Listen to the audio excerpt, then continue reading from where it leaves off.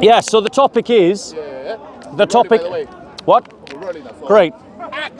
So, ladies and gentlemen, I want to talk about the fact that in the Gospels, it speaks about the burial of our Lord Jesus Christ. It says that after the crucifixion, Joseph of Arimathea, one of the Sanhedrin, who was secretly a disciple of Christ, asked Pontius Pilate the right to take down his body and to stick it in a tomb that was not far from the crucifixion site. And they took down the tomb and they laid it inside the tomb, rolling a stone in front of it. This is the account of the Gospels. And it's become fashionable amongst some, popularized by people like Dr. Bart Ehrman, to deny that this event ever took place, to say that this is a fiction. And I'm going to demonstrate to you historical evidence showing that actually the likelihood of the burial of our Lord is a historical fact, not historical fiction. And why is this important? It's important because Christ, one of the reasons why the early church was so convinced that Christ had risen from the dead was because the tomb was empty. Paradigmatically, there is no category in first century Second Temple Judaism for the idea that a single man should rise from the dead. Paradigmatically, the matrix of first century Second Temple Judaism is that when your rabbi, your teacher, your prophet dies, that you embellish their tombs and you venerate the tombs. This is exactly what Christ references when he accuses the Pharisees and the Sadducees and says that all the deaths of the prophets will be heaped upon this generation because they acknowledge their guilt by venerating the tombs of the prophets who their forefathers killed. So paradigmatically, the correct Jewish response to the death of a great teacher like Jesus Christ would have been to venerate his tomb. But Christians do not do that. Christians instead proclaim that the tomb was empty. Empty. Why would it have been empty? Now, the Gospels teach clearly that Christ was buried. And historians like Dr. Bart Ehrman have to struggle with the idea of the empty tomb. And how do they struggle with it? By denying that it ever happened, denying that Christ was ever buried. And I'm going to show you why historians like Dr. Mike Licona, like Dr. Bruce Metzger, like Dr. N.T. Wright say that Dr. Bart Ehrman were wrong. And they use historical sources like the ones that I'm about to quote. So the first of these historical sources is Roman law itself. What does Roman law state about burial? We know this from looking at the 6th century Justinian law called the Digesta. But the Digesta uses laws that are dated to the 1st and the 2nd century Rome. And in the chapter entitled De Cadaveribus Punitorium, or in English, On the Bodies of the Punished, we read the following. The duties of the proconsul. The bodies of those who are condemned to death should not be refused their relatives. And the divine Augustus, in the 10th book of his life, said that this rule had been observed at present. The bodies of those who have been punished are only buried when this has been requested and permission granted. And sometimes it is not permitted, especially where persons have been convicted of high treason. Even the bodies of those who have been sentenced to be burned can be claimed in order that their bones and their ashes, after being collected, may be buried. In Paulus' Views, Book 1, the bodies of persons who have been punished should be given to whoever requests them for the purpose of burial. So Roman law is clear that if permission is granted by the proconsul, the body of the punished should be given up for burial. And what do we see in the Gospels?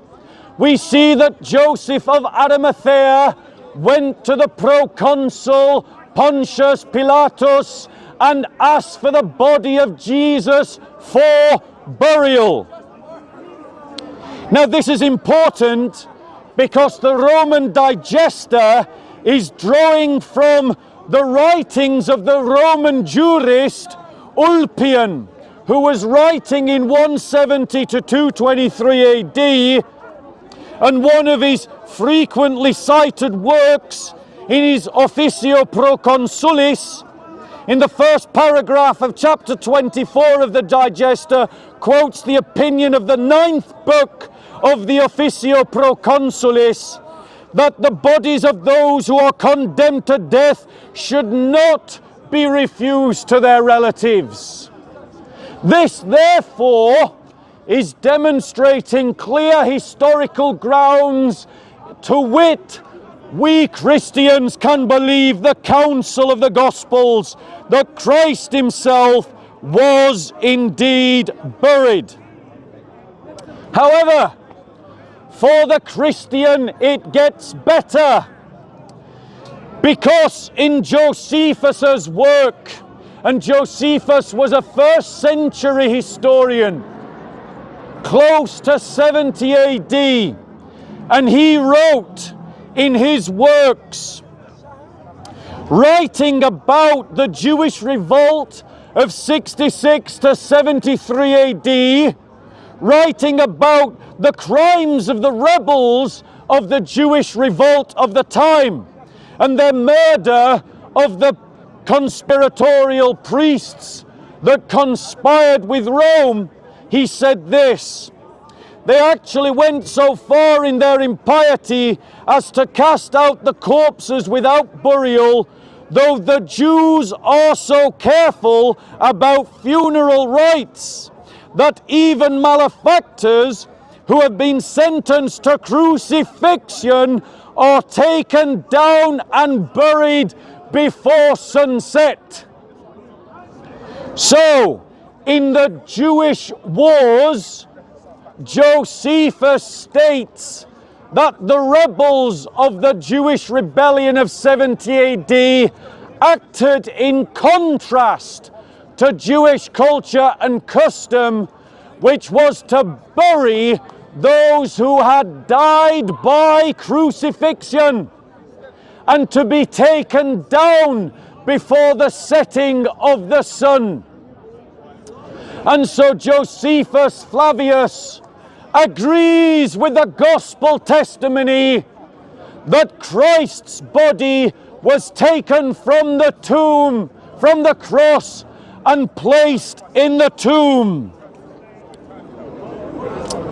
Now, what Josephus says here is especially relevant for the question of the burial of crucified Jesus. Josephus is speaking of his own time. He's a 1st century witness to Jewish customs that are recorded in the Gospels, which are 1st century documents that Christ's body was taken from the cross. I'll come to questions momentarily. And so, ladies and gentlemen, we have independent early sources that say that Christ was taken from the cross and was buried in the tomb. We have independent, non-Christian sources that testify to the tradition that the punished, that the criminal, that the crucified would be taken from the cross and buried in the tomb. This demonstrates that those that deny the burial of our Lord are contradicting all of the first century evidence that Christ was buried in the tomb. If Christ was buried in the tomb, and if he did not rise from the dead, the Jewish custom would have been to venerate the tomb of their teacher. But did the first Christians venerate the tomb of Jesus? No, they did not. They instead proclaimed that the tomb was empty, that Christ had risen from the dead. And the challenge to us all is, why would they proclaim that Christ had risen from the dead when everything in their culture told them that you should venerate the tomb of a dead man, and that all the historical evidence shows that Christ was recognized as a great teacher and he was placed in a tomb? Why did they contradict the cultural norms of their time when they had no paradigmatic matrix in which to do so, or any cultural reason to do so, apart from the fact that Christ was raised from the dead as the Gospels proclaim? Any questions? You mentioned about Josephus. Yes. How can we know that he's reliable? So, ladies and gentlemen, the question is, how can we trust Josephus? Historians never approach any historical source and simply blindly accept them. What they do when they come to a historical source is that they use that historical source and then look for synergies and cross-references with other historical sources. So let me give you an example. In 1968, they discovered an ossuary of a crucified Jewish man called Johannes, who was crucified by Pontius Pilate.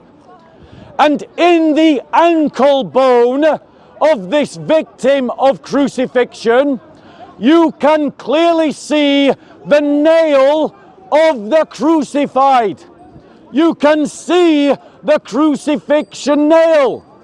So when Josephus Flavius says that the crucified were buried, and when the Roman Digester says that the crucified were buried, and when the Gospel says that the Christ crucified was buried, and we have historical artifacts showing that the crucified were buried, historians conclude that these sources are in agreement and therefore agree and trust the sources, because independent early sources corroborate one another on the fact. And that is why you can trust Josephus. Any other questions?